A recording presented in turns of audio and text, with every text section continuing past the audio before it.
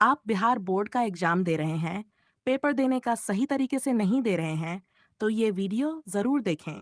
आपको किसी भी सब्जेक्ट में आधे, यानी कि अगर 70 नंबर का एग्जाम है 70 नंबर का, तो 35 नंबर का जवाब इसमें देना होता है। और अगर 100 नंबर का एग्जाम है, तो फिर 50 नंबर का जवाब इसमें देना होता है। और अगर 80 नंबर का एग्जाम है, तो 40 नंबर का जवाब इसमें देना होता है। बाकी बचते हैं जो, वो आपको जवाब देना पड़ता है इसमें। क्योंकि ये जो स्क्रीन पर देख रहे हैं, ये है आपके मैट्रिक इंटर में इस्तेमाल होने वाला ओएमआर शीट।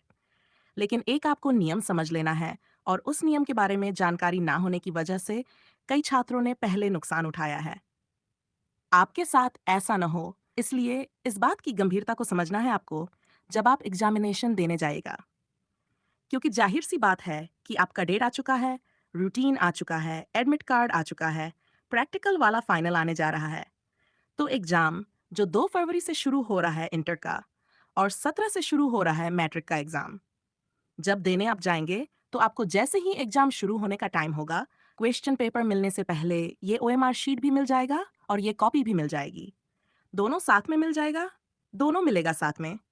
उसके बाद जब एक्चुअल टाइम एग्जाम का शुरू हो जाएगा ना, तो आपको मिलेगा क्वेश्चन पेपर। और उसी क्वेश्चन पेपर में जो ऑब्जेक्टिव क्वेश्चन है, ऑब्जेक्टिव क्वेश्चन का आंसर देना है इस ओएमआर शीट में, और सब्जेक्टिव क्वेश्चन का आंसर देना है इस कॉपी में। लेकिन समझना क्या है आपको, वो बात समझ लीजिए। मैं पहले बता दूं आपको कि आगे अभी हम कॉपी कैसे लिखें। कॉपी लिखने का जो बेहतरीन तरीका होता है वो क्या होता है, ताकि उसको फॉलो करके हम कॉपी को अच्छे ढंग से लिख सकें, मैक्सिमम मार्क्स हम ले सकें। इसके लिए वीडियो बहुत जल्द आ रहा है, उसके लिए बिल्कुल आप परेशान ना हो। तो कॉपी और ओएमआर शीट दोनों मिल जाता है आपको साथ में। और क्वेश्चन पेपर जब मिल जाता है, तो उसके बाद आपको आंसर देने की शुरुआत करनी होती है। लेकिन मैं आपको एक बात बता दूं कि कभी भी आप आंसर देने की शुरुआत कीजिए, तो ओएमआर शीट से कीजिए। ओएमआर शीट से इसलिए करना है ना आपको, क्योंकि क्वेश्चन पेपर में जो आपका ऑब्जेक्टिव क्वेश्चन है, ऑब्जेक्टिव क्वेश्चन का आंसर पहले दे देना है। कारण क्या है कि ये ओएमआर शीट आपका पहले जमा होता है। काम है, मैट्रिक हो चाहे इंटर हो, तो 3 घंटे का एग्जाम होता है। 3 घंटे में से 1.5 घंटा आप जोड़ लीजिए। शुरुआत वाले 1.5 घंटे का टाइम मिलता है इस ओएमआर शीट में आंसर देने के लिए। और अगर मैट्रिक की बात करें, तो मैट्रिक में जिस जिस सब्जेक्ट में प्रैक्टिकल होता है, सोशल साइंस और साइंस, उसमें एग्जाम होता है 2.5 घंटे का, 2 घंटे 30 मिनट का।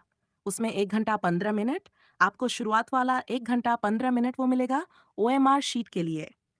तो शुरुआत वाला जो टाइम है ना, उसी में आपको ये ओएमआर शीट में आंसर दे देना है। और अगर हम इंटर की बात करें, तो इंटर का जो प्रैक्टिकल वाला सब्जेक्ट है, उसका एग्जाम 70 नंबर का ही होता है। फिर भी उसमें 3 घंटे का टाइम मिलता है। तो 3 घंटे के जब टाइम मिलता है, तो जाहिर सी बात है कि 1.5, यानी कि आधा छा समय अर्थात 1.5 घंटा आपको ओएमआर शीट के लिए उसमें भी मिलेगा। चाहे प्रैक्टिकल का सब्जेक्ट हो, इंटरनल चाहे नॉन प्रैक्टिकल हो। लेकिन मैट्रिक में प्रैक्टिकल वाले में टाइमिंग आधा घंटा समय कम हो जाता है। अब वो होता क्या है ना, कि ये ओएमआर शीट में अगर आप समय को बचा लेते हैं, जैसे मान लीजिए किसी बच्चे ने इसमें आंसर देना शुरू कर दिया, और उसका ठीक है, 3 घंटे के एग्जाम में उसने 1.5 घंटा समय नहीं लिया, उसमें 1 घंटा में, पौना घंटा में, 40 मिनट में ही उसने ओएमआर शीट में जितना आंसर देना था उतना आंसर दे दिया। तो अब वो बचे हुए समय का इस्तेमाल कर सकता है और अपने कॉपी में आंसर लिखने की शुरुआत कर सकता है, यानी उसको बहुत फायदा हो जाएगा। लेकिन अगर आप ये गलती करते हैं कि आप पहले कॉपी में ही आंसर लिखना शुरू कर देते हैं, जैसे ही 1.5 घंटा होगा, आपसे ओएमआर शीट ले लिया जाएगा, कॉपी रहने दिया जाएगा। कॉपी लेने का टाइम है कि 3 घंटा पूरा हो जाए, या मैट्रिक में प्रैक्टिकल वाले में 2.5 घंटा पूरा हो जाए, तब कॉपी ली जाएगी। लेकिन ओएमआर शीट शुरुआत वाला आता समय पूरा होते ही आपसे ले लिया जाएगा। अगर आप पहले के समय आप कॉपी में ही लिखते रह गए, तो लास्ट वाला समय आपका लॉक बचा रहेगा। ओएमआर शीट ही जब आपके पास नहीं रहेगा, तो आंसर कहाँ दीजिएगा? मैं आपको बता दूं कि भाई, ओएमआर शीट में 50% मार्क्स का मामला होता है। अगर इंटर के प्रैक्टिकल वाले सब्जेक्ट की बात करें, तो उसमें 70 नंबर का एग्जाम होता है।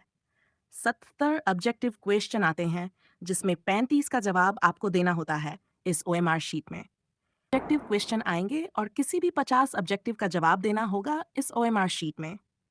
मैट्रिक की अगर बात करें, तो नॉन प्रैक्टिकल में वही 100 का मामला है। 100 ऑब्जेक्टिव क्वेश्चन रहेंगे, 50 का जवाब आपको देना होगा। और इस गोले को गिना जाएगा शुरुआत से। और जहाँ पर 50 पूरा हुआ, जहाँ पर जितना जवाब देना था, उतनी संख्या जहाँ पर पूरी हुई, वो स्टार्टिंग वाले 50 बस आपके चेक होंगे। उसमें जितना सही होगा, उतना का नंबर मिलेगा। जितना गलत होगा, उतना का नंबर कटेगा। लास्ट